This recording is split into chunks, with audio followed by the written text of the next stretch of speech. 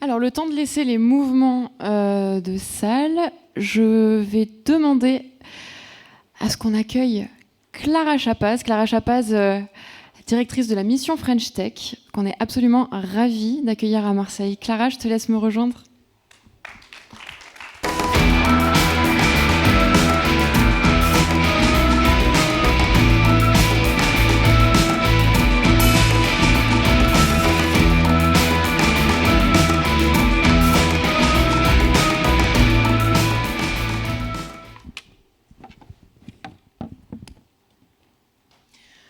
Clara, tu adores Marseille.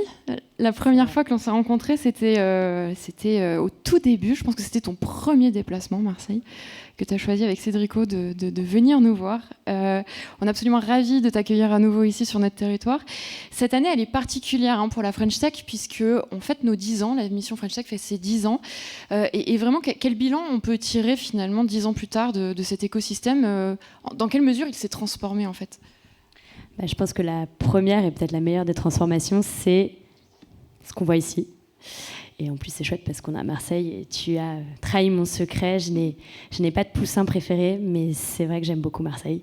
Il ne faudra pas le dire aux autres capitales French Tech.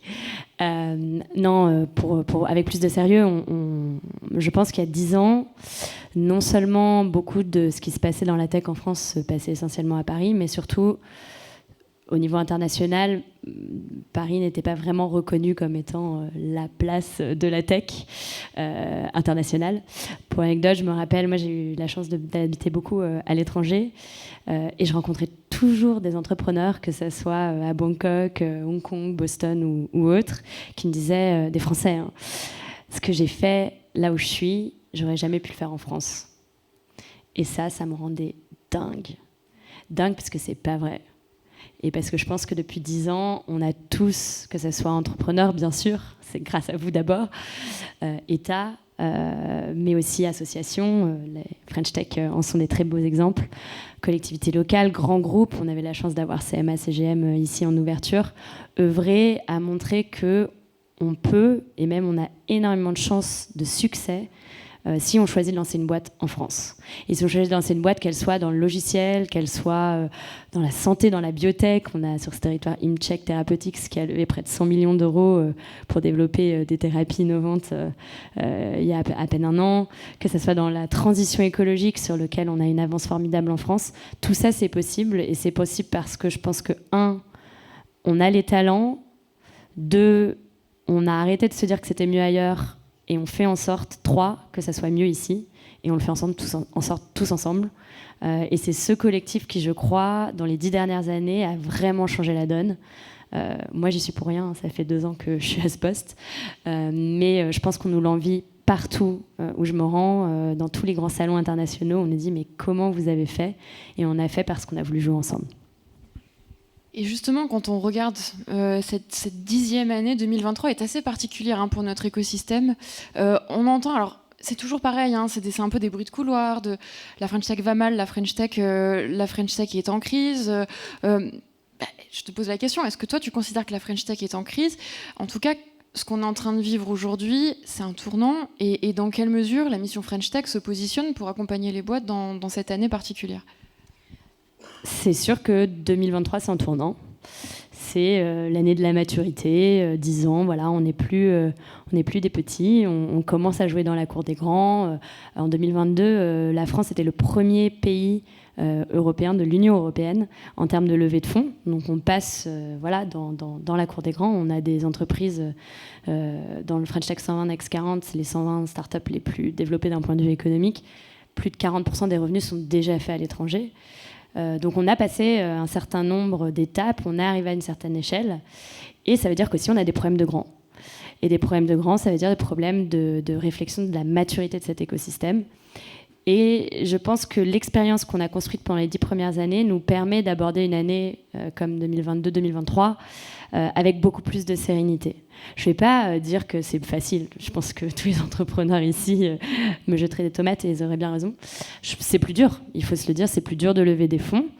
Mais ça permet aussi, je pense, peut-être de sortir un peu de ce mythe collectif qu'on a tous contribué à entretenir, de la start-up est un peu un animal à part, qui n'est pas vraiment une vraie entreprise, qu'on évalue sur la levée de fonds. Qu'est-ce que c'est une levée de fonds ? Au final, ça ne dit pas grand-chose sur le fondamentaux dont tu parlais très justement en introduction, qui est un entrepreneur, c'est avant tout quelqu'un qui veut changer le monde, qui veut créer des innovations, qui vont transformer la vie des gens. Et je pense que la valeur avec laquelle on peut évaluer si on fait ça bien, au-delà de la levée de fonds, et je ne diabolise pas les levées de fonds non plus, mais c'est avant tout est-ce qu'il y a des clients. Et cet écosystème qu'on observe aujourd'hui, où il est plus difficile de lever, c'est plus long, ça permet peut-être une chose très positive, c'est que ça permet de se reconcentrer sur c'est quoi mon produit, comment il transforme la vie des gens, et est-ce qu'il la transforme vraiment, est-ce que les gens achètent ce produit. Alors bien sûr, il y a plein de spécificités, on parlait d'Imcheck, on peut parler de toutes les startups industrielles qui vont avoir besoin d'un certain nombre de fonds, et celles-là, il faut y prêter une attention toute particulière parce que si le contexte du financement se raidit, elles ne vont pas pouvoir développer les innovations qu'elles ont besoin de commercialiser pour tester ce feedback client. Mais dans l'ordre général, je pense que ça permet de se concentrer sur les revenus et c'est une bonne chose. Et tous les entrepreneurs nous le disent et on travaille là-dessus d'ailleurs corps et âme depuis maintenant quelques mois à la mission French Tech et grâce bien sûr à l'action des capitales. Un chèque c'est bien, une commande ou un achat, franchement c'est mieux. Donc si on peut tous se dire comment est-ce qu'on va acheter plus start-up, je pense qu'on va dans la bonne direction. Et c'est le plan qu'on a dévoilé en juin à Vivatech avec le ministre Jean-Noël Barrot, qui s'appelle « Je choisis la French Tech » et qui vise à se dire comment est-ce que, quand je suis un grand groupe, il y a beaucoup de questions qui ont été posées à M. Sadé tout à l'heure de ce type. Comment est-ce que, au lieu d'acheter le même outil tech que utilisent tous mes pairs du CAC 40, je vais donner sa chance à une start-up ? Comment est-ce que quand je suis une administration, une collectivité locale, je peux aussi donner la chance à une start-up ? Parce que c'est ces prises de risques collectives qui feront qu'on créera les meilleures solutions et qui, je pense, sont extrêmement importantes dans un climat comme celui-là. Et justement, dans un climat comme celui-là, qu'est-ce qu'on fait pour continuer à cultiver l'envie d'entreprendre ? Parce que c'est finalement ça la clé. Parce que là, on parle des boîtes qui sont matures aujourd'hui, ou qui se développent et qui ont déjà été créées. Mais tout l'enjeu, c'est aussi de se dire, dans 10 ans, on aura eu un tel ou tel techno qui ira au bout. Donc, comment on s'assure aujourd'hui que ce climat assez particulier ne freine pas l'envie d'entreprendre ? Je pense que c'est la question sur laquelle il faut qu'on soit tous collectivement le plus vigilants. C'est pas parce que c'est plus difficile qu'il faut pas y aller. Je crois que Rodolphe Sadé disait tout à l'heure, si on vous dit que c'est impossible, allez-y. C'est certainement pour ça qu'il faut y aller. Et il faudrait pas que parce que c'est plus difficile, les gens osent moins se lancer. On est extrêmement vigilant à ça au niveau national. C'est des petits signaux faibles. Est-ce qu'on a autant de candidatures dans les incubateurs ? Est-ce que les bourses French Tech, qui sont un bon indicateur aussi parce que c'est souvent en début de parcours, sont autant sollicitées ? Comment est-ce qu'on s'assure qu'on ne perd pas cette confiance ? Tu parlais tout à l'heure de il faut être fier de nos compétences et arrêter de parler de potentiel, mais parler du dynamisme qu'on a créé aujourd'hui. Comment on continue à donner envie d'y aller, à rassurer. Et je pense que ça vient aussi par dédramatiser l'échec. Ça, c'est peut-être quelque chose sur lequel, dans les 10 dernières années, on a encore un peu de travail. Les articles qu'on voit, telle entreprise est en procédure collective, telle entreprise se fait racheter à la casse. On dirait qu'il y a presque un petit sentiment parfois de bien fait. Parce que si on pouvait montrer un peu du doigt l'échec, quand même, ça on aime bien. Je pense qu'il faut sortir de ça et se dire, c'est un peu cliché, mais l'échec fait partie de la vie entrepreneuriale. En fait, ça s'appelle capital risque. Je pense qu'on l'a un peu oublié dans les dernières années, parce qu'on a vu surtout un secteur qui montait et où du coup il y avait beaucoup d'entreprises qui réussissaient à passer les étapes d'après. Mais les chiffres sont que 9 startups sur 10 ratent. Et c'est OK, quoi. Et c'est OK parce que c'est pas parce qu'on rate la première qu'on réussira pas la deuxième, qu'on réussira pas la troisième ou qu'on ne rebondira pas autre part dans l'écosystème. Et donc je pense que c'est ça, peut-être mon message à tous les gens qui hésitent aujourd'hui parce qu'ils disent ça va être plus dur, ça va être moins facile. Si vous avez un produit, une innovation, un service que vous pensez peut changer le monde, allez-y parce que au pire ça rate, vous aurez appris un truc et au mieux ça réussit et contrairement à il y a 10 ans, vous êtes très très bien entouré. D'abord par les capitales French Tech. C'est un sujet, je sais, qui te tient à cœur et c'est le cœur du Grand Bain, c'est la notion d'impact. L'impact, on le voit dans sa globalité, impact social, environnemental, sociétal. Moi, j'aimerais qu'on revienne sur le sujet de l'impact, notamment en termes de représentativité. La French Tech, on a du boulot quand même à faire encore.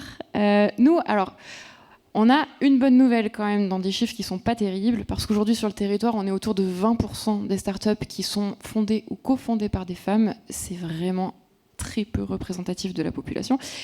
En revanche, au sein du board de la French Tech, on est quasiment à parité à 44%. Donc, à un moment donné, on en parle tout le temps. Moi, c'est surtout ça, c'est un sujet qu'on aborde en permanence. Qu'est-ce qu'on fait pour que ça aille plus vite ? C'est une question extrêmement importante parce que je pense que, enfin, en tout cas j'espère, on n'a plus à prouver qu'au-delà d'une question sociale, c'est une vraie question économique. Si on veut créer les meilleurs produits, il y a tout bien sûr cette vague d'intelligence artificielle générative. La diversité des personnes qui travaillent sur le sujet créera forcément une meilleure potentiel au niveau du produit final. Donc cette question de la diversité, elle est critique et c'est au-delà d'une question de représentativité, c'est vraiment une question de performance. Donc qu'est-ce qu'on fait ? Je pense déjà, on ne baisse pas les bras. J'entends ce petit mot de gender fatigue. Alors là, la première fois qu'on m'a sorti ça, j'avais envie de pleurer. C'est quoi la gender fatigue ? Enfin, nous, quand on voit une salle remplie à 90% d'hommes parce qu'on parle de tech, on ne sort pas de la pièce en disant « Oh, gender fatigue !»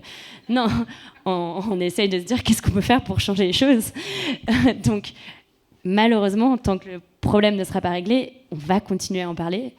Et je pense que la table ronde précédente est un très très bon exemple. Il faut prendre le sujet, il faut, je pense, mettre en place des choses très concrètes. Une chose qu'on a faite avec les entreprises du Next 40 French Tech 120, c'est la co-construction puis la signature de ce qu'on a appelé le pacte parité. C'est quoi ? C'est 4-5 ateliers où on a réuni un certain nombre de dirigeants, pas que des CEO, sinon on n'aurait eu que des hommes, sur ce sujet de la parité, par exemple. Et ça passait par des choses toutes bêtes, mais de se les dire, de le partager, de se dire ça marche, ça change la vie. C'est le CEO d'Insect qui dit moi j'avais une politique, quelqu'un parlait d'exemplarité tout à l'heure, j'avais une politique très il faut trouver l'équilibre, bien sûr, aller chercher vos enfants à la crèche, etc. Mais je le faisais pas moi-même. Donc forcément, quand le dirigeant le fait pas, et à partir du moment où j'ai mis dans mon calendrier aller chercher mon fils à la crèche, tout d'un coup tout le monde se sent en mesure de le faire. Et je pense qu'on a tous ce sentiment, on en parlait toutes les deux tout à l'heure, de se dire il y a ce qu'on sait qu'on doit faire et ce qu'on veut, la culture qu'on veut créer pour nos employés ou pour les équipes ou pour l'écosystème, et puis ensuite il y a ce qu'on fait. Mais en fait, ce qu'on fait est hyper important. Et d'oser prendre des postes de direction alors qu'on a un projet de famille en route, d'avoir des moments très importants pour la trajectoire de sa boîte alors qu'on a un projet de famille en route, d'oser encourager des femmes à se lancer alors que c'est pas forcément le bon moment. Je pense que tout ça, c'est des petits gestes du quotidien qui font qu'on fera changer les choses. Et malheureusement, on en entendra toujours parler. Et en tout cas, vous pouvez compter sur moi pour ça, tant que ça ne sera pas réglé. Merci beaucoup Clara, merci d'être venue parmi nous et merci beaucoup pour les actions que tu mènes à la tête de la French Tech. On a été super contents de t'avoir avec nous. Et tu restes encore quelques minutes. Je reste encore une demi-heure, je crois. Voilà, super. Donc si vous voulez rencontrer Clara. Et bravo pour tout ce que vous faites ici et bonne fin de journée à tout le monde. Merci Clara.